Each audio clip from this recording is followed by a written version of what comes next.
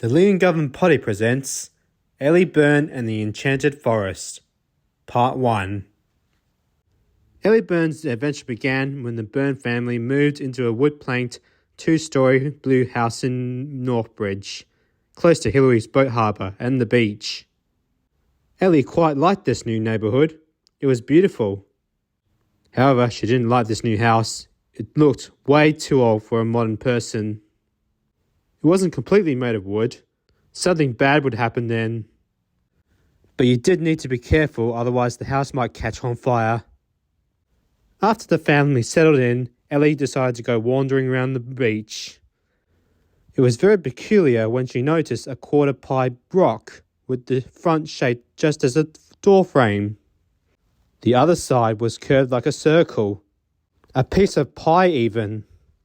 She wondered why nobody here was paying attention to this rock. But then a voice called to her, "Hey, little girl!" Ellie winced and looked down to see a mouse. She jumped. "I bet you can't catch me," chanted the mouse. "I don't want to catch you," said Ellie. "All right, see ya, Catface." And then the mouse just ran off. How rude! Catface? Ellie looked nothing like a cat.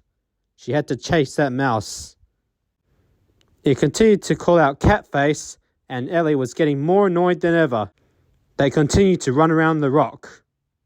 But as she reached the door frame-shaped surface, she noticed something different. Where the surface of the rock used to be was now some sort of tunnel that led toward a door-shaped bright light. Trees stood on each side of the tunnel in rows, glowing blue and purple each time. The mouse had disappeared, but Ellie was now focused on this amazement. So she walked closer and closer to the light. As she was getting closer, no beams were coming out. It didn't seem like a light at all.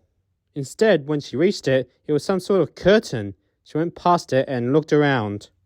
And oh, what a beautiful sight it was! It was a forest. But no ordinary forest, I can tell you. Ordinary forests didn't have a target with the form of bricks, with each circle varying from yellow and red, with a yellow brick road leading farther into the forest. There was something normal about the waterfall that had a cave behind it, but not normal with a door. There were 3 mushrooms, one with blue spots, one with red, and the other green. A cauldron of gold coins led to a rainbow that led up to a cloud. Possibly the normal thing about this place was the sunflower. Just then, Ellie felt something good. She followed it all the way to a tree with a door and window. She had forgotten about eating breakfast this morning, the day after she moved in. So she went inside this place, and it was so much bigger than a house on the inside. She went into the kitchen and noticed someone dressed in green and red as if it was Santa's elf. He looked like he was cooking something. "Excuse me?" said Ellie. "Where am I?" The figure turned around. Ellie forgot to notice his long ears. This guy must be a pixie. "Why, you're in an enchanted forest, my dear," said Pixie. "Who are you?" said Ellie. "I'm the pixie that lives in this tree with the white rabbit. Do you want to go fetch him and we can have breakfast?" Ellie stood there confused. This was just too much for her. It's like she never woke up at all. "Go on," said the pixie. "He's in his study." Ellie searched the place until she found the white rabbit playing a grand piano. She got taken aback. "Hello," said Ellie. "I'm sorry, but he said the breakfast is ready." The white rabbit turned around. "Hello, little girl. Want to hear my new song? I didn't know rabbits could play piano. Oh, it's easy. It's like having fingers." Then the white rabbit played a tune. Ellie pictured an underwater scene where a baby fish looks for its mother and father until it finds them, or a mother or father, and they go their ways. The white rabbit stopped playing. Ellie clapped her hands. "That was beautiful." "Yes, it was," said the white rabbit. "I'm starving. Let's get that breakfast." At the dining table lay all sorts of breakfast food like sausages, bacon, eggs, toast, pancakes, and hash browns.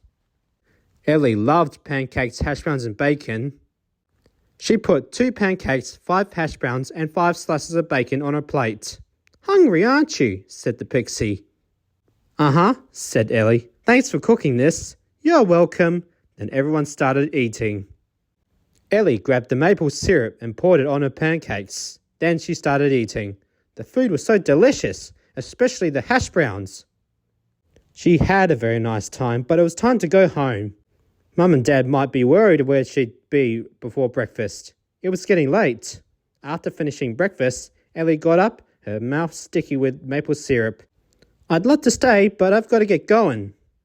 "Oh no, stay for a while," said the pixie. "Wouldn't you like to see more of this world?"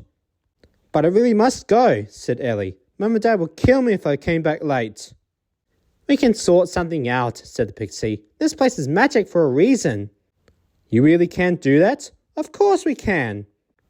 Which will lead us to part 2 of the story. See you next week.